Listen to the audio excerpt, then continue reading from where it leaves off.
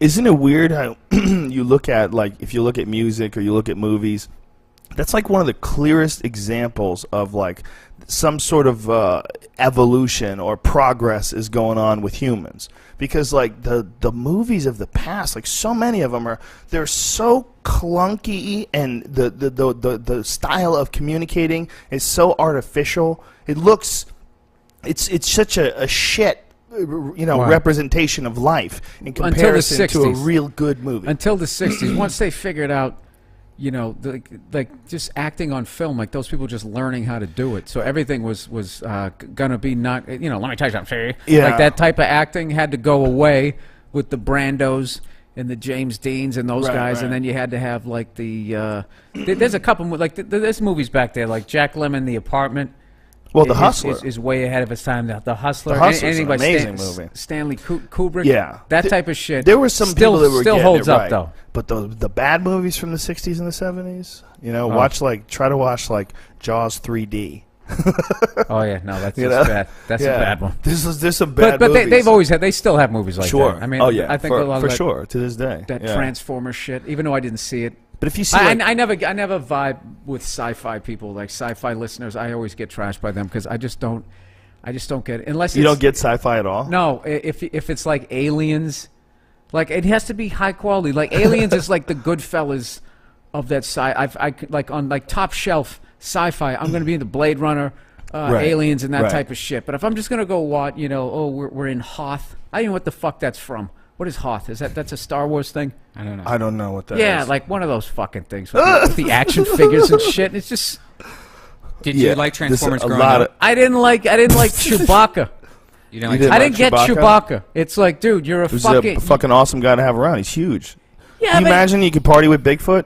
I would totally party with Bigfoot. Yeah, but he should be ripping somebody's arms off. He's shooting a gun like he's a fuck. Well, he's a badass. He's limited. He knows how to shoot guns too. He'll rip your fucking arms off, but he can also shoot you from a distance, bitch. He's limited. Oh, I like Chewbacca. Star Wars. I would totally hang out with him. You know what I didn't like about him? He was a follower.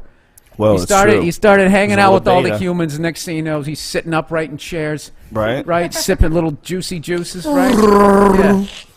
Yeah. I wonder if he could understand us. Like could they understand him? They could speak that? Could Han Solo speak? I think it was a language, but we just didn't understand it. So he all said that the was same probably fucking thing every time. Not that many Wookiees.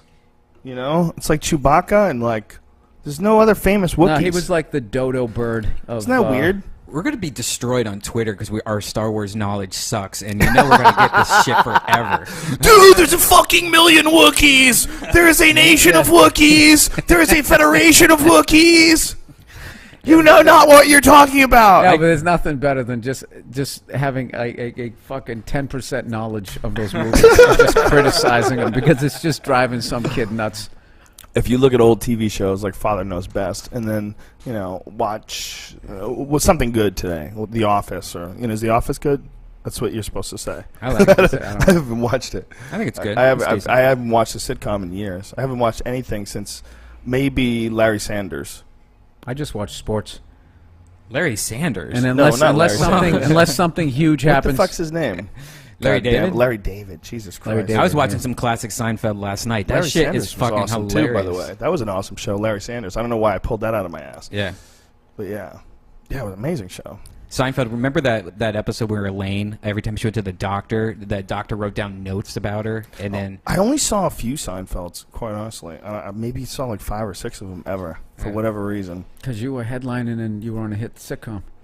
I was not on a hit sitcom. I was on a sitcom that was like number 84 in the ratings.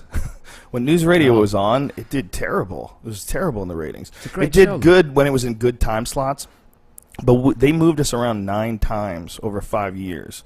So there was nobody who ever got cocky. Everybody was like, "Yeah, fucking." There was always that good show that they just kept moving around, and like the creators were like losing their fucking minds. But you guys made syndication though, right?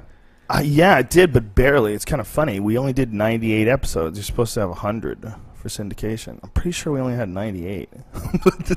But how does that work? Do you get checks now for like 3 cents? Does it still work like it was at halfway decent? I should be asking that on air. No, it's okay. The people think you get really rich from it. The people that get rich from it are the people that own it. So if you own the show and you sell it, but like the actors, they're going to get compensated. They get compensated very well, but it's